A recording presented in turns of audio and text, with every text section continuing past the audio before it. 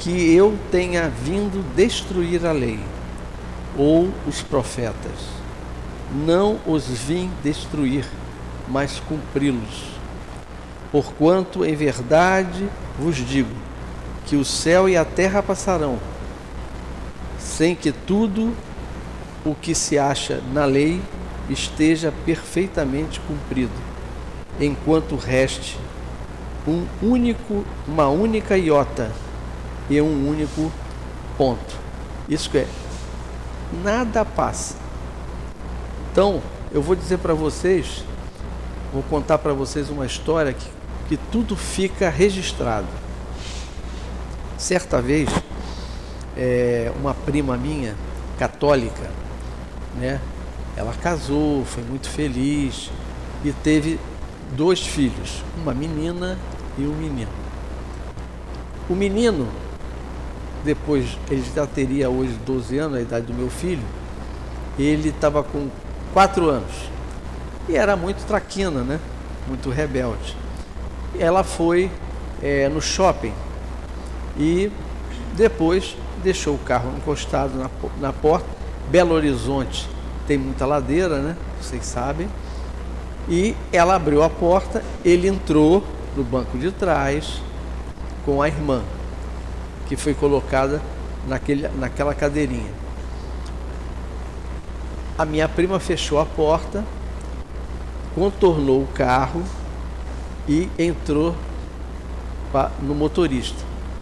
Assim que ela entrou, ele era sapeca, e então abriu a porta e saiu.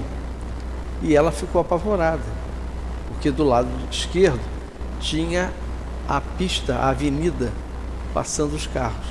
Então ela ficou apavorada e ele correu rindo e brincando e ficou na frente do carro, que estava parado. E ela saiu do carro desesperada, mas esqueceu de frear o carro. Então, quando ela saiu, porque estava na ladeira, havia um carro na frente e ele ficou no espaço. E aí o carro apertou ele e ele veio a falecer. Fizeram as tentativas de ressuscitação e tal, e ele desencarnou. Os anos passaram. Ela ficou depressiva, o casamento ficou abalado. E certo dia ela ligou para mim, falando assim: primo, por que aconteceu isso? Eu não sei, mas tem uma razão. Deus sabe a razão. Mas por quê? Porque o catolicismo não dá respostas, né? Então, eu disse para ela assim: fulano, fica tranquilo, uma hora você vai saber a resposta. E aí, o tempo passou, eu fui apanhar a minha esposa na Barra da Tijuca, e o meu filho estava comigo, e eu estava dirigindo o carro, e ao mesmo tempo, não sei porquê, me deu a ideia de orar por ele, o menino. De repente, fui orando e fui dirigindo. Estava na reta, na linha amarela. E de repente, me deu um insight e eu fui vendo na minha frente uma tela, como se fosse uma tela de televisão, em que os personagens eram do século XVII. E eram 2 homens e uma mulher. Essa mulher estava sendo disputada por esses 2 homens. E um deles se ajoelhou, né, e a pediu em casamento. Ela ficou constrangida e ao mesmo tempo disse para ele que não aceitava o pedido dele de casamento, porque ela já tinha aceito o pedido do outro em casamento, e que ela abdicava daquele rapaz. Muito bem. Ao mesmo tempo que ela fez isso, ela, vamos dizer assim, debochou dele, né? E ele se entristeceu. Ele ficou triste, ficou depressivo. E dali ele saiu, seguiu a vida dele e morreu. Morreu depressivo. Ela se casou com aquele outro e foram felizes. Muito bem. Tudo isso que eu vi na cena é para contar para vocês que a mulher do século XVII era ela. O homem com que ela se casou era o atual marido dela. Vai se repetindo, né? E aquela pessoa que pediu a ela em casamento, em que ela debochou, era o filho. Então, eu disse para ela assim: fulana, olha só, uma iotazinha. Pô, mas quem que faz? Debochei do outro? Só isso. Mas marca no sistema, né? Que você feriu alguém, então você tem que ressarcir esse alguém. Aí eu disse para ela assim: você ficou 9 meses curtindo o seu filho, não é? Na barriga, os movimentos, você curtiu muito, amando, porque ela não amava aquela pessoa, mas amava o filho. E depois de 9 meses, você curtiu mais 4 anos dele, crescendo, sapeca, e depois ele veio a falecer e foi embora. E deixou o quê? Saudade, não é? É a mesma coisa que ele recebeu dela. Agora você vai ter que vivenciar o sofrimento que ele teve. Não é vingança, é para você sentir o que o outro sentiu. Porque a gente tem que se colocar no lugar. Quando alguém chega que te agride com alguma palavra, você tem que se colocar no lugar do outro. Se eu falar isso, eu vou ofendê-lo? É que nós somos terráqueos e ainda não estamos preparados para isso. Será que eu vou ofender? Será que eu vou marcar? Hoje está tão difícil, né? Que as pessoas estão agredindo as outras só porque olha. Está olhando o quê? Não, você é um cara bonito. E aí você mata. Há pouco tempo eu vivenciei também uma agressão, porque a gente é testado a cada dia. Quando a gente sai na rua, lá é o teste. Não é dentro da sua casa que você está protegido, você reza.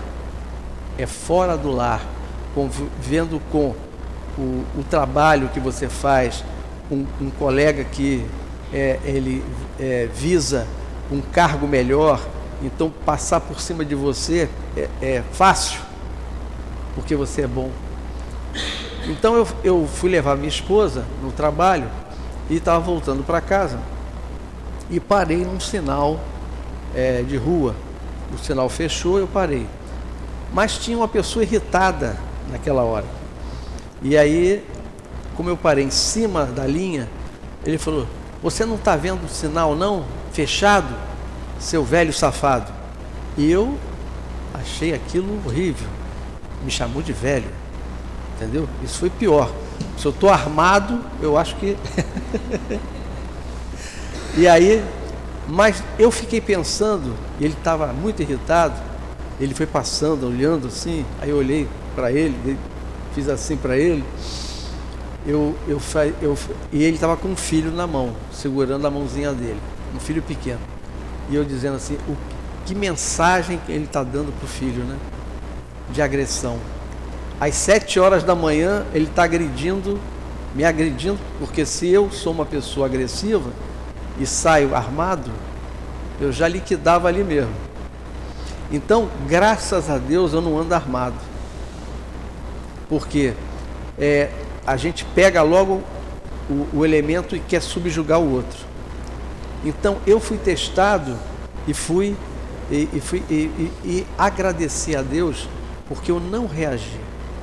A Joana de Ângeles fala muito isso. Não reaja, haja. Então, eu me mantive calmo e fui para casa.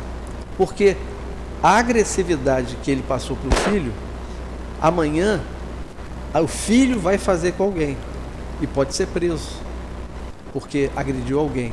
E ele mesmo vai falar, ele não vai se lembrar disso, ele vai falar: mas por que, meu filho, você fez isso? Porque você falava que a violência tem que ser tratada com violência. Então, vejam o que nós podemos, o que nós somos exemplos para passar para os outros. Nós somos espíritos. Eu me lembro que já passei vários testes, muitos testes, mas eles sabem que eu sou espírita. Então, quando eu sou agredido com uma palavra, com um gesto, eles ficam olhando, vamos ver o que o espírita vai dizer. Porque eles esperam que a gente reaja. E nós não podemos reagir. Porque o maior gesto de coragem é não reagir. Vocês imaginam os cristãos entrando na arena e não reagindo? E os leões devorando? A plateia ficou assustada. Por que esses caras não reagem, não gritam? Estão cantando? Então a não reação é a consciência de que tudo está certo, tudo está no lugar. E que nós podemos fazer algo melhor. Nós podemos ser algo melhor por aqueles que vêm, que são nossos filhos, os nossos netos. Eu tenho um filho abençoado porque eu sabia de antemão quem ele era, né? Eu fiquei sabendo, né? Contar aqui no ouvidinho. E eu fui abençoado quando eu caminhei estava fazendo a minha caminhada matinal e orando. E agradeci por o meu filho, né? Que estava vindo, eu não sabia se era homem, se era mulher. E aí me veio claramente assim: será homem e será um amigo teu do passado.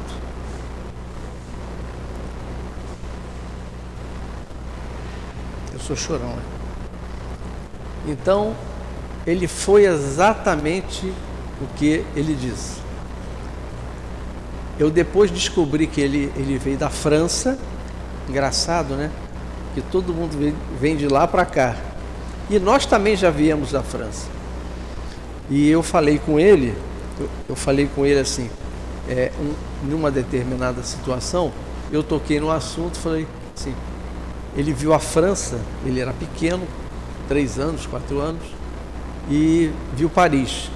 E ele falou, ele teve um insight e falou: e a França, Paris, a Torre Eiffel? Ele não sabia disso, ele tinha 3 anos. E eu disse para a minha esposa, pisquei o olho para ela, disse assim: você veio de lá, né? Eu não, pai, nós, você veio primeiro. Graças a Deus. Aí depois as coisas foram acontecendo e mais provas da reencarnação foram vindo. Uma vez levando ele para fazer pipi, ele fazendo pipi tudo escuro, era de madrugada. Não sai daí não, hein? Fica aí. Aí eu fiquei. Quando ele acabou, ele olhou assim para mim, apontou o dedo e disse: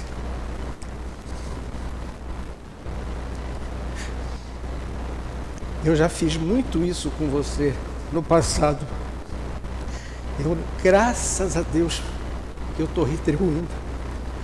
Então, quantas coisas nós vivenciamos e deixamos de ouvir claramente os espíritos. Os espíritos que estão chegando agora vêm mudar o mundo. Nós somos os bandeirantes. Nós somos os bandeirantes. Nós estamos dando a vida a ele e exemplificando a vida para que eles possam contribuir com o mundo novo. O planeta de regeneração, todo mundo acha que amanhã vai regenerar. Não, não é assim. No Evangelho segundo o Espiritismo, ele diz claramente, tudo é um processo lento de mudança do homem. Você tem o seu progresso. Então, é natural que você tenha outras vidas, que você reencarne, que você saneie os problemas que você tem com alguém, com algumas pessoas, porque nós não somos perfeitos. Nós vivemos num planeta de prova e expiação, onde o mal prevalece sobre o bem. Viveremos num planeta de regeneração, onde o bem vai prevalecer sobre o mal. Muitos de nós que estamos aqui já viemos de um planeta a 41 bilhões de anos-luz. Quem não ouviu falar de Capela? Aqueles que não se deram bem em Capela vieram para cá. E o Espiritismo fala nisso com uma clareza, que todos nós somos filhos de Deus. Nós temos oportunidades para crescermos, para sanear a problemática. Então, nós devemos fazer o bem sem ver a quem. E o mal deixa para lá. Nós somos filhos de Deus. Sempre vai ter alguém, ele é covarde, ele deixou para lá, xingaram ele, ele não reagiu. Mas a reação principal é o amor. Se Jesus não fizesse, não gerasse o amor, não quisesse que o amor fosse, ele bateria também. Quando ele levou um tapa no rosto do soldado romano, ele disse: por que me bateste? Se eu falei a verdade, por que me bateste?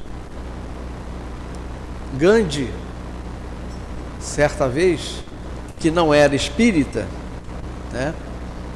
vinha caminhando em uma rua, e na Índia tinha o que tem nos Estados Unidos. Nos Estados Unidos, o ônibus que o negro pegava, ele tinha que ir em pé, porque não podia sentar. O banco era só de branco, então os negros ficavam em pé, uma coisa absurda. Então Gandhi estava andando na rua e caminhando naquela rua que só podia andar inglês, quando ele foi surpreendido por um soldado britânico que o agrediu, dando um soco, e ele caindo na calçada. Gandhi limpou a sua roupa, vou quebrar, hein? Gandhi limpou a sua roupa, levantou, tirou a poeira e continuou caminhando.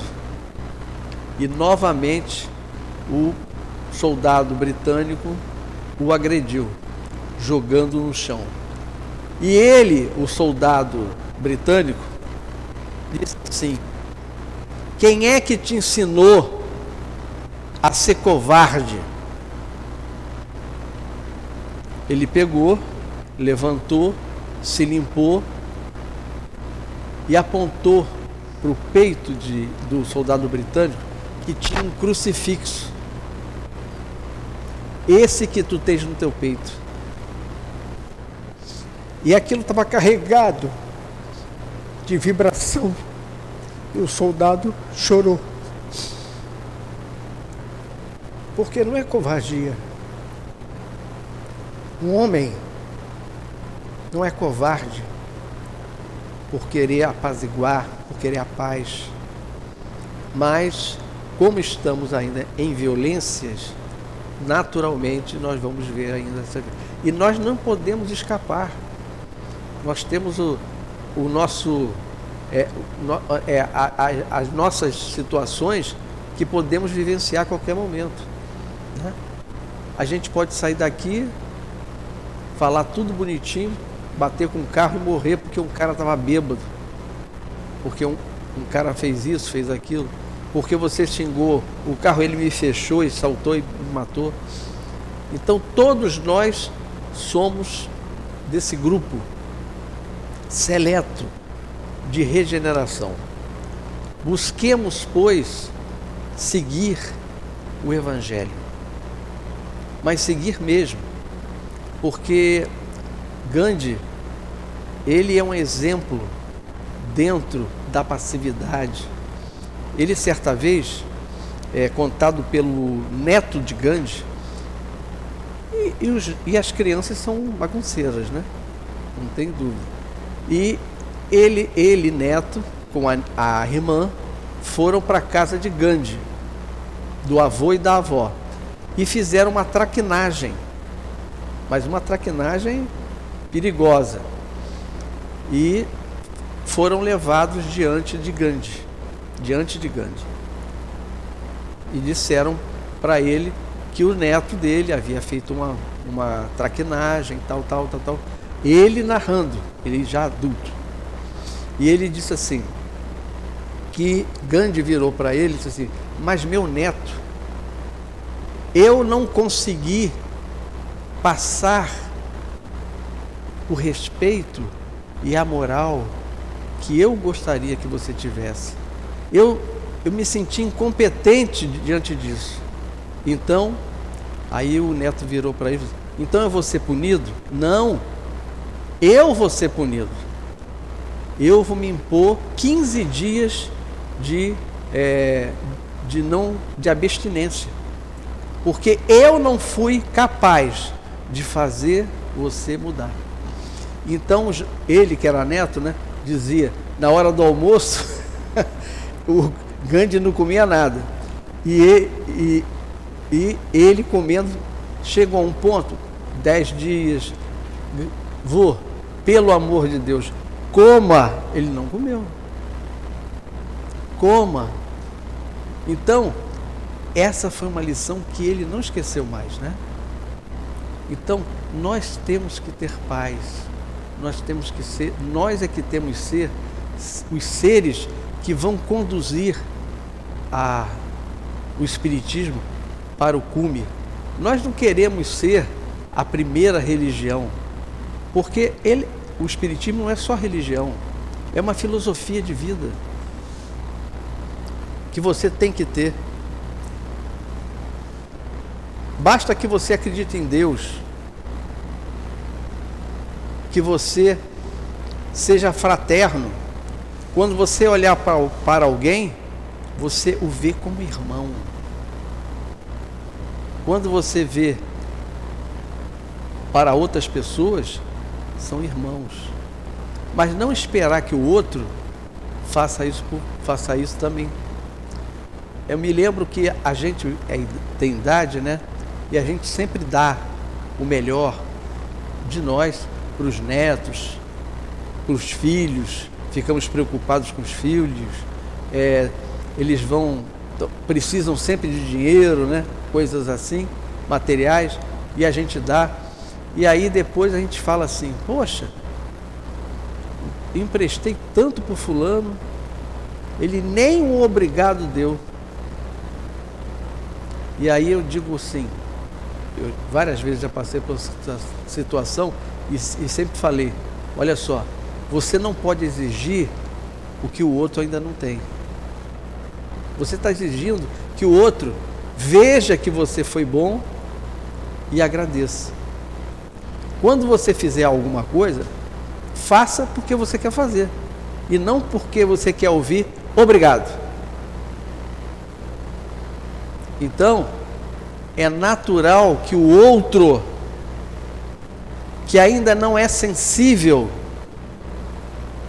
não fale. E você haja da mesma forma. Porque senão, por causa de um detalhe, nós nos magoamos, nós sofremos, nós temos doenças. Então, é melhor você fazer porque você quer fazer. O meu filho, eu sempre digo para ele assim: filho, eu te amo, hein? Ele me chama de velho, né? Porque eu sou velho, eu sou pai avô. Então, ele fala assim: velho, eu também te amo. E aí, nós sempre trocamos isso. Sempre falamos. A minha esposa, que é evangélica e é médium, ela fala: eu te amo. E eu digo sempre que quando você tem algum risco com alguma pessoa, que você também tem afinidade por ela, você deve abraçar. Um dia que você vê: oh, como é que você está, tal, eu te amo, hein? Você mata o problema. Então, o Evangelho vem dizer que a gente tem que ser bom, pacífico. Há 159 anos o Evangelho fala. Há 159 anos nós ouvimos. Há 2021 anos nós ouvimos Jesus dizer: ama o teu próximo. E você ama? Ama o teu próximo. Olha, mas é muito melhor amar o seu inimigo. Aí que complica, né? Aí complica. E como amar o seu inimigo? Se você não ama agora, pelo menos compreenda que ele está desequilibrado, para que amanhã você venha novamente com ele, sem vínculo com ele. Porque a pior coisa é a gente vir com vínculo com pessoas. O fulano vem porque eu matei ele, eu fui o algoz dele. Vocês imaginam, né? São crianças, aí depois crescem, são perseguidos, são perseguidores. Sempre na família tem complicados, né? Toda família tem seu complicado. É a sogra, o sogro, né? A mãe, o pai, o tio, a tia. Se você relevar, final de semana, um domingo, vamos reunir o pessoal, vai ouvir aquelas piadinhas chatas, mas releva. Porque aquilo que você quer está trazendo paz. Fulano, alô? Quem é? Sou eu, seu irmão. Mas você, há 40 anos que nós não nos falamos. Pois é, eu estou ligando para falar com você. Vamos deixar de bobagem, daquela besterol todo, porque nós brigamos e você não me permitiu ver o crescimento do meu primo, do meu sobrinho. E eu também não permiti que você visse o crescimento dos seus sobrinhos. Então, vamos fazer um almoço aqui em casa, você vai vir, vamos esquecer aquilo, porque foi com eles dois, só. Mas que vai passando o ressentimento. Façamos a nossa parte. Mas eu me magoei muito. Pois é, mas vai tirar sua mágoa agora. Vamos tirar a mágoa, vamos rir, vamos contar piada. E acaba o problema. Porque se você deixar, certamente você vai voltar com ele para resolver essas pendências. Então, o Evangelho segundo o Espiritismo, ele nos dá essa visão ampliada de que somos seres imperfeitos, tanto quanto os outros, e que não podemos exigir do outro a perfeição. Simples assim. Porque ninguém está perfeito. Somos todos seres em crescimento. Nós não estamos no mesmo nível. Cada um de vocês está num patamar de progresso. E a doutrina espírita fala isso. Então façamos melhor. Sejamos melhor. Hoje eu quero ser mais paciente do que ontem. Hoje eu quero ser mais tolerante do que ontem. Hoje eu quero ser mais fraterno do que ontem. Porque só quem pratica a lei do amor ama e compreende. A minha mulher diz assim, a minha mulher, ela diz assim, você já está com uma escala evolutiva muito melhor do que a minha, porque a minha vontade é pegar, né? Como acontece. Eu falei, calma. E ela aprendeu muito comigo. Diante das situações, calma. Eu me lembro muito do Chico Xavier, que ele ficou desesperado, deprimido, né? Estava triste. Aí Bezerra apareceu para ele. O que foi, Chico? As injustiças que fazem comigo, eu não mereço isso, tal. Vai até Maria, Bezerra, pede para que ela me dê uma palavra de consolo. A mãe de Jesus deve ter alguma palavra de consolo. Tá bom, então eu vou. Ele foi e desapareceu uma semana depois. Chico, pega o lápis e a caderneta. Vamos escrever o que Maria disse. Pronto, já estou pronto. Tudo passa e isso também vai passar. Então, eu agradeço essa doutrina maravilhosa por ter me consolado nas horas difíceis, por ter compreendido o incompreendido. Então, eu aproveito para dizer, Senhor, muito obrigado. Muito obrigado, Senhor, por tudo que tenho e por tudo que sou. Mas, acima de tudo, Mestre, obrigado pelo teu amor. Amor que é de pai, de amigo, de irmão. Muito obrigado, Senhor, pelo meu lar. Eu tenho um lar, uma cama e um cobertor que me aquecem. Mas tantas pessoas estão dormindo ao relento. Muito obrigado, Pai, pela minha família. Que famíliazinha complicada que o Senhor me deu, hein? Mas eu sei que esta é a melhor família que eu deveria ter e não a que eu gostaria de ter. Muito obrigado também, Mestre, pelos meus amigos, amigos que me dão a mão quando eu caio, que me levantam, que me dão um ombro para chorar. Eu tenho amigos, mas há tantas pessoas no mundo que não têm amigos, porque nunca foram solidários. É por isso que hoje estão solitários. Muito obrigado também, Mestre, pelo meu trabalho. Eu tenho um trabalho, eu posso levar o pão para casa, mas milhões de pessoas morrem de fome neste momento.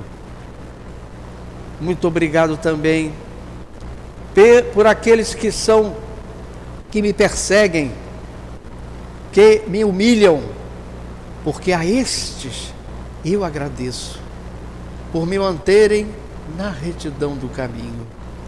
Mas se eu nada disso tivesse, se eu não tivesse um lar, uma família, amigos para abraçar, ou um trabalho para realizar, mesmo assim, mestre, eu jamais blasfemaria, porque eu tenho a Ti. Que vocês possam refletir e possam seguir em frente. Seguir em frente. Não com ódio, mas com amor no coração. Muita paz.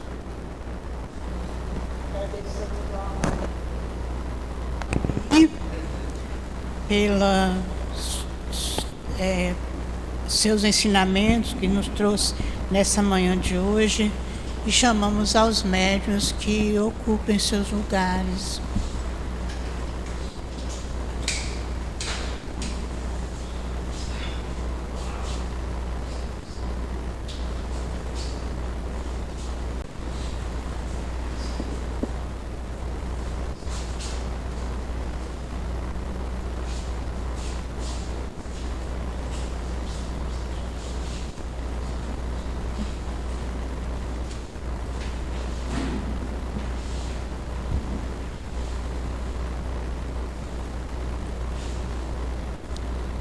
Senhor Jesus, Mestre amoroso e bom, eis que é chegado o momento do passe, Senhor, e te voltamos para Ti, pedir mais uma vez que nos abençoe, abençoando cada médium, que eles possam, Senhor, doar suas melhores energias, que os amigos espirituais, o guia espiritual de cada um, possa ajudá-lo.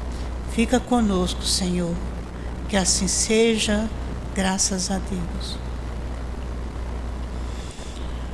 A emoção que, por vezes, tomou conta do nosso palestrante é a emoção daquele que tem e Deus em seu pensamento. Porque, como disse Jesus, meu reino não é deste mundo. Quando Jesus foi colocado à presença de Pôncio Pilatos para o seu julgamento, Jesus jamais disse que ele era um rei ou que o reino dele pertencia àquele mundo. Pôncio Pilatos perguntou: Tu és o rei dos judeus? E Jesus então respondeu: Meu reino não é deste mundo. Se o meu reino fosse deste mundo, minha gente teria combatido para impedir que eu caísse nas mãos dos judeus. Mas o meu reino não é daqui. Pilatos então perguntou: Logo tu és o rei? E Jesus respondeu: Tu o dizes, sou o rei. Jesus, em toda a sua permanência,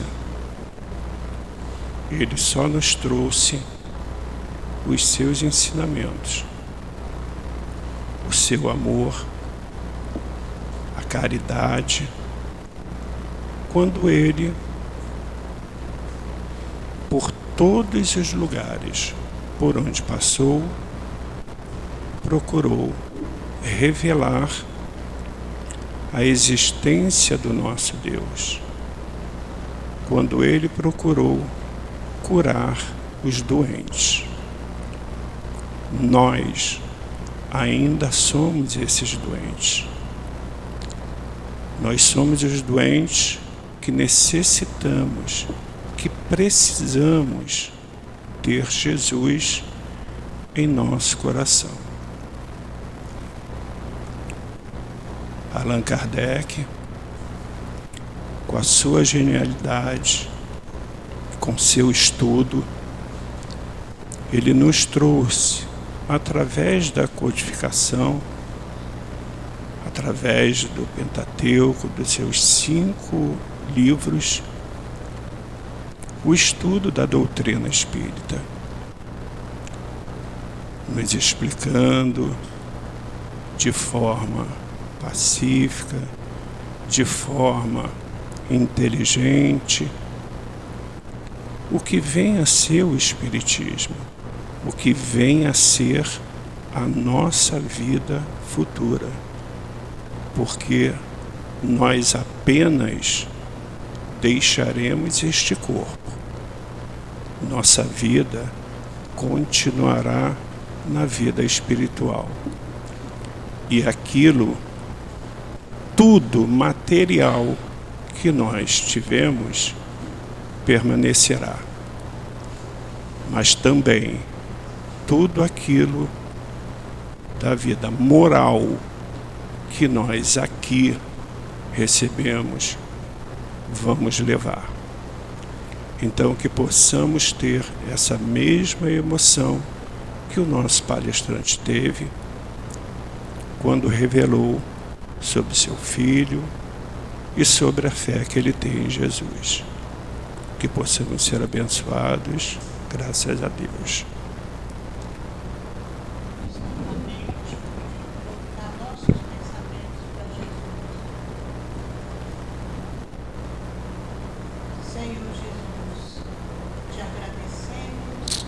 Por tudo de bom que recebemos nesta manhã de hoje, nesta casa de amor, que tanto nos acolhe e tantos benefícios nos traz. Agradecemos a Deus, agradecemos aos amigos espirituais, aos diretores da nossa casa, o nosso obrigado e o nosso carinho. Agradecemos e te pedimos, Senhor, leve-nos para casa, sob a tua proteção, sob o teu amparo, que seja em nome de Deus, em teu nome, Jesus, em nome do altivo e da diretoria espiritual da nossa casa, que possamos dar por encerrado a nossa reunião da manhã de hoje. Graças a Deus.